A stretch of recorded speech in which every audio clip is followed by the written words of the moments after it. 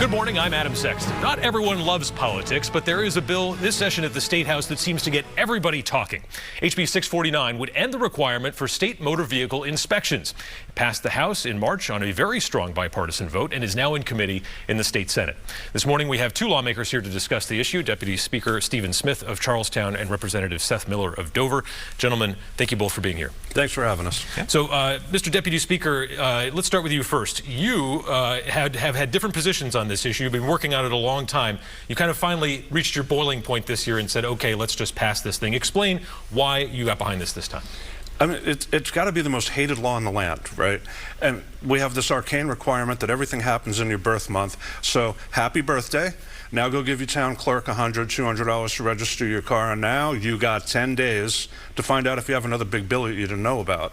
I mean, think about people whose car is worth maybe a couple of $1,000s, and they need it. They need it to get to work. They need it to get to the doctor. They need it to get medicine, not knowing if it's going to fail for some obscure code that has nothing to do with safety or emissions, and maybe the state will tell them, you just can't drive the car anymore. That's what happens. I have tried to make reasonable reforms to this for almost a decade, and I am fought every step of the way, and you know, the bruise has gotten too big. I'm done. It's time to get rid of this arcane program. Representative Miller, there's a lot of populist energy behind this one, but a lot of people are saying this is also not a good idea. Explain why.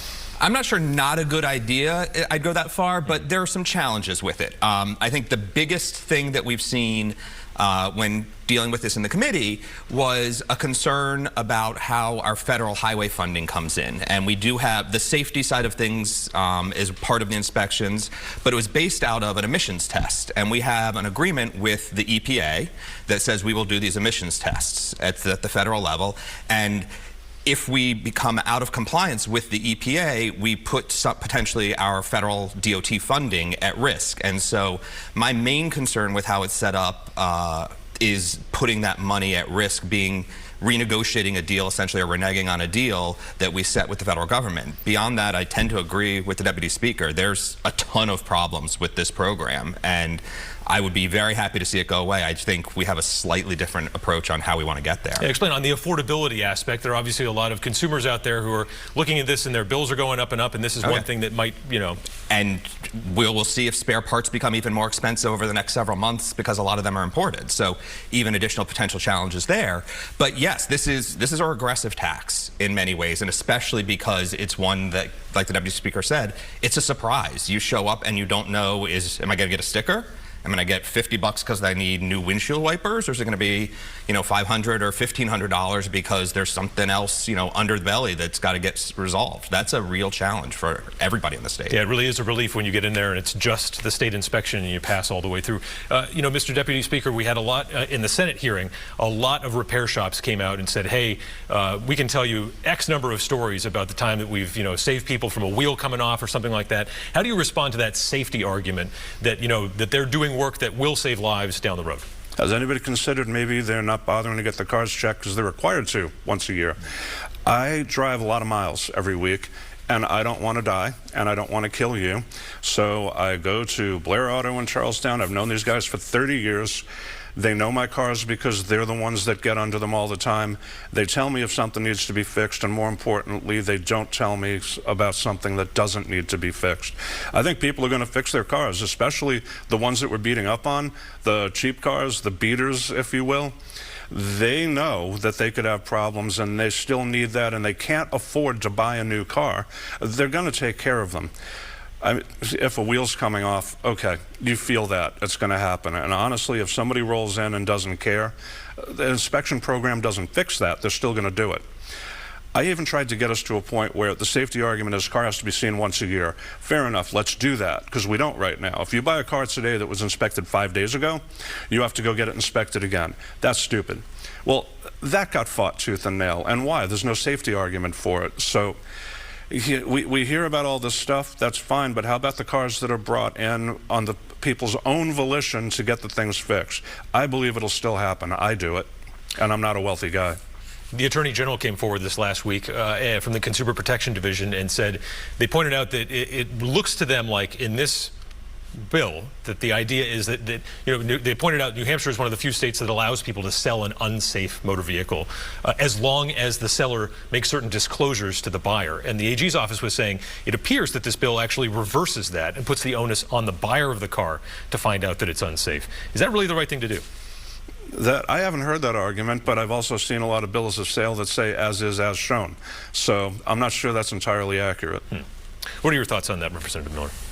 I would tend to agree with the Deputy Speaker on that one. Yes, there's a risk there, right? We talk about, who takes that responsibility, but, I recently bought a used car, and mechanically it is fine, but there are some things on it that, the seller said, oh, no, these are fine, and, walking around it a little later, you start to notice, oh, there was a ding there and things like that. Obviously, a ding not going to fail an inspection for that, but disclosure and whatnot can always be a problem. So, yeah, I would say that that's not too big of a concern on my part either. I want to circle back to the emission standards because, who knows what the state Senate's going to do with this one. It's obviously a hot potato. But, Rockingham County Sheriff Chuck Macias, who actually owns repair shops, said, hey, we need to take a closer look at this, slow things down, pump the brakes, if you will, pun intended. And he said what we really need to look at are the emission standards. And he was thinking they go too far. What are your thoughts on that? I think that's interesting to hear, mostly because the way we're set up with emissions right now, the agreement with the feds requires them for the southern counties. It has to do with ozone transport region. It's a federal designation.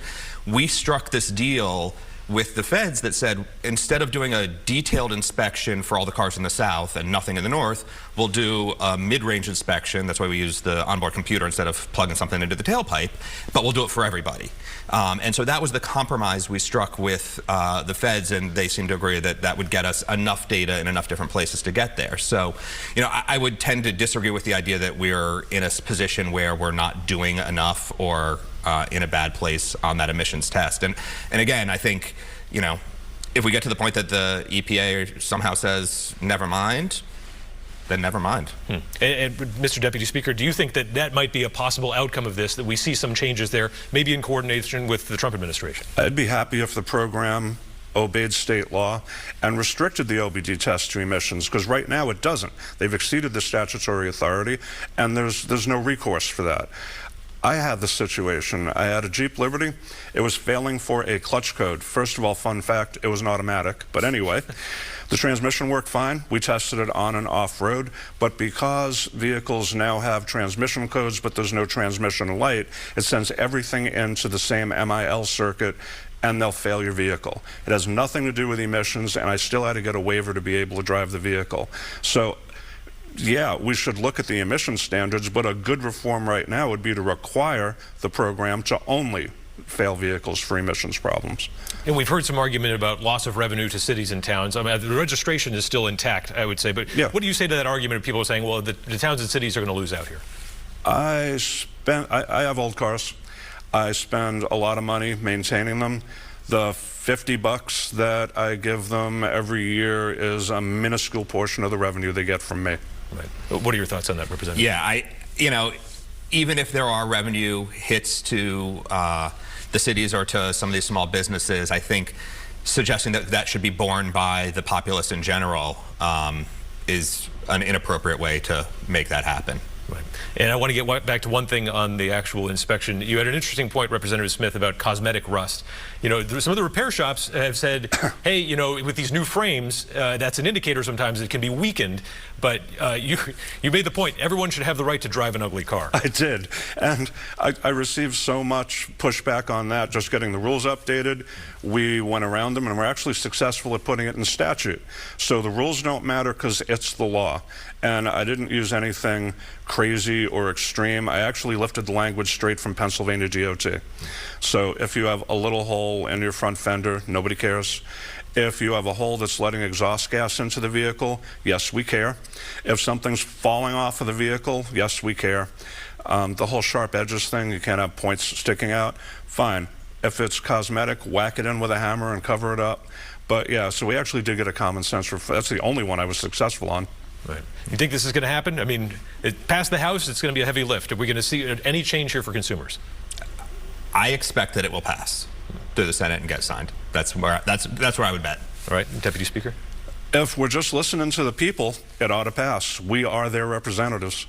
All right. Well, I think a lot of people will be watching and waiting to see what happens here. Thank you both so much for your time. We appreciate it. Thank you. Thanks for having us. All right. And we'll be right back with a Republican considering a run for Congress in the 1st District, Chris Bright.